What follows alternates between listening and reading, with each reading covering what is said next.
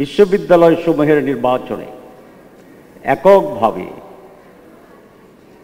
নির্বাচিত হয়েছে, এটাই একটি ইতিহাস। ঢাকা বিশ্ববিদ্যালয় একটি পরিপূর্ণ ছাত্র সংসদ সুষ্ঠু নির্বাচনে এত ভোটের ব্যবধানে নির্বাচিত হওয়ার ঘটনা এই প্রথম, এই একটি ইতিহাস। ইসলামী ছাত্র শিবির পরপর 4টি বৃহৎ বিশ্ববিদ্যালয়ের নির্বাচনে সাধারণ ছাত্রছাত্রীদের ম্যান্ডেট লাভ করে এইটাই প্রমাণ করেছে ইসলামী ছাত্র শিবির একটি মাত্র সংগঠন নয়, এটি আজ বাংলাদেশের সমগ্র ছাত্র সমাজ। ইসলামী ছাত্র শিবির কতিপয় ব্যক্তির সমন্বয়ে একটি সংগঠনকে রিপ্রেজেন্ট করে না, সারা বাংলাদেশের সকল ছাত্র ছাত্রীদের প্রতিনিধিত্ব করে ইসলামী ছাত্র শিবির। আমি দুটো কথা বলে শেষ করব। নাম্বার 1, বিশ্ববিদ্যালয়ে নির্বাচিত আমাদের ভাইরা কিছু ব্যতিক্রমদের কাজ করছেন, যেটা আগে ছাত্র ছাত্রীরা কখনো দেখতে পায়নি।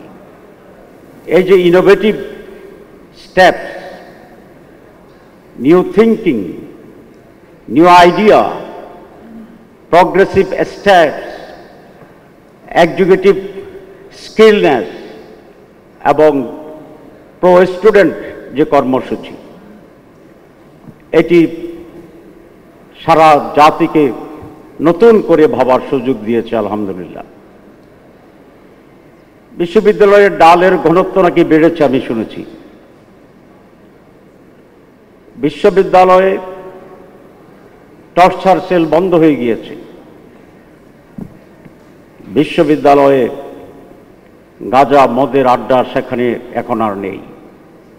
জাহাঙ্গীরনগর বিশ্ববিদ্যালয়ের আমার বোন বলেছিলেন যে অনেক স্পন্সর ডাকসুর জন্য আছে।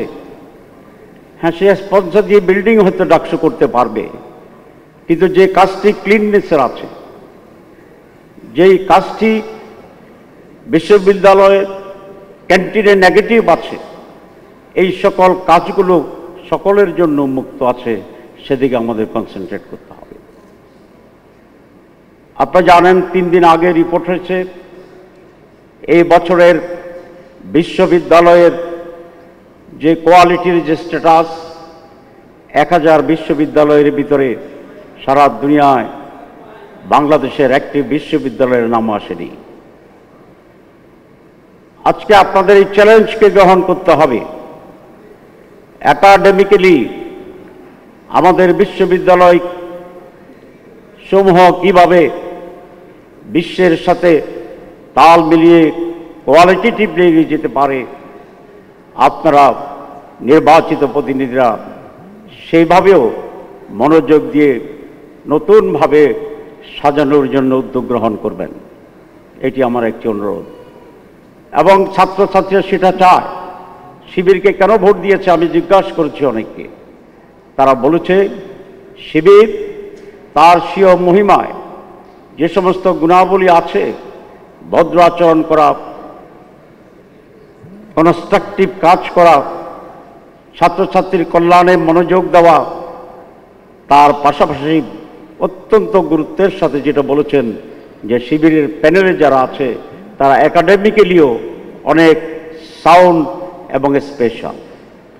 তাহলে বোঝা যায় যে আজকে বিশ্ববিদ্যালয়ের রাজনীতি 52-এর যে মেজাজ ছিল, 69-এর যে মেজাজ ছিল, আমাদের স্বৈরাচার বিধি 90-এর আন্দোলনের যে মেজাজ ছিল, সেখানে ছাত্রছাত্রীদের মনোভাবে একটি মৌলিক পরিবর্তন এসেছে।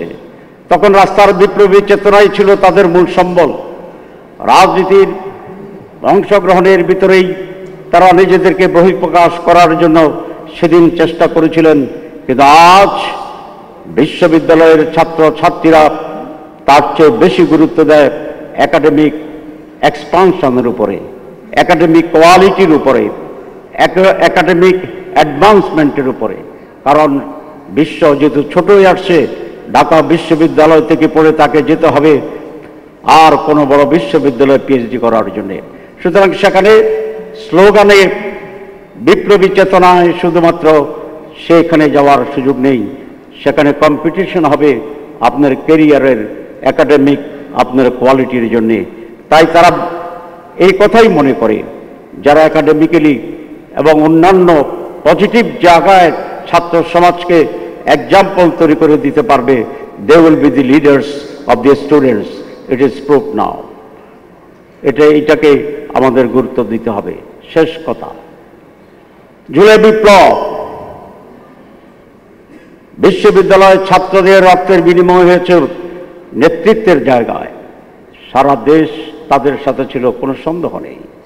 আপনাদের সেই সংগ্রাম ফ্যাসিবাদকে বিতাড়িত করেছে ভারতে,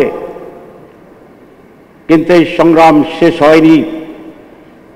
আপনাদের সেই সংগ্রাম দিয়ে বাংলাদেশের দুর্নীতিকেও প্রশান্ত মহাসাগরে ফেলে দিতে হবে। আপনাদের এই সংগ্রামের কন্টিনিউশন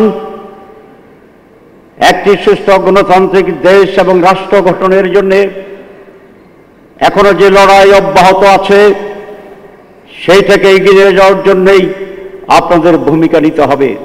আজ সংস্কার নিয়ে যে জটিলতা তৈরি করেছে পরিকল্পিতভাবে, একটি সুষ্ঠু নির্বাচনের জন্য যেই পাটাতন তৈরির কথা, সেইখানে সমস্যা তৈরি করা হচ্ছে যে ইচ্ছাকৃতভাবেই কোনো একটি অশুভ শক্তি এখনই এটাকে থামিয়ে দেওয়ার জন্যে সেই ডাকসু, রাকসু, জাকসু, চাকসু এবং ছাত্র সমাজকে আবার বড় ধরনের ভূমিকা নিয়ে এটাকে থামিয়ে দিতে হবে, স্তব্ধ করে দিতে হবে। আগামী যে নির্বাচন, যে স্পিরিটের চেতনায় তরুণ ছাত্ররা, ছাত্রীরা একটি আদর্শবাদী দলকে সমর্থন দিয়েছিল বা এখনো দিয়ে যাচ্ছে, আগামী নির্বাচনের 4 কোটি তরুণ ছাত্র সমাজের যেন সেই ধারাবাহিকতায় বাংলাদেশের একটি পজিটিভ পরিবর্তনের জন্য সিদ্ধান্ত নিয়ে আদর্শবাদী দল এবং দলসমূহকে বিজয়ী করে এবং সেই বিজয়ের জন্য মাঠে অংশগ্রহণ করে, সেইভাবে তরুণ সমাজের মাইন্ডকে প্রস্তুত করার জন্য আপনাদের এখন থেকে ভূমিকা নিতে হবে। আপনাদেরকে সেই রকম ছোট ছোট করে মেসেজ তৈরি করতে হবে, ছোট ছোট করে থিম তৈরি করতে হবে, ছোট ছোট করে আইডিয়া তৈরি করতে হবে এবং সারা বাংলাদেশে তরুণদেরকে সেই স্পিরিটে গ্রামে গ্রামে, বাড়িতে বাড়িতে গিয়ে মানুষকে সংগঠিত করার জন্য যে ঢেউ, যে ওয়েভ, যে হাইপ, যে স্রোত, সেটাকে তৈরি করার জন্য right now you have continue your efforts, সেটাকে অব্যাহত রাখতে হবে। ইনশাআল্লাহ আমরা দেখছি, আমরা আশা করছি বিশ্ববিদ্যালয়ের যে রিফ্লেকশন, এটাই বাংলাদেশ হবে এবং আগামী নির্বাচনে তারই প্রভাবে আর একটি মিরাকল হতে পারে, আমরা এটা দৃঢ়ভাবে বিশ্বাস করি ইনশাআল্লাহ।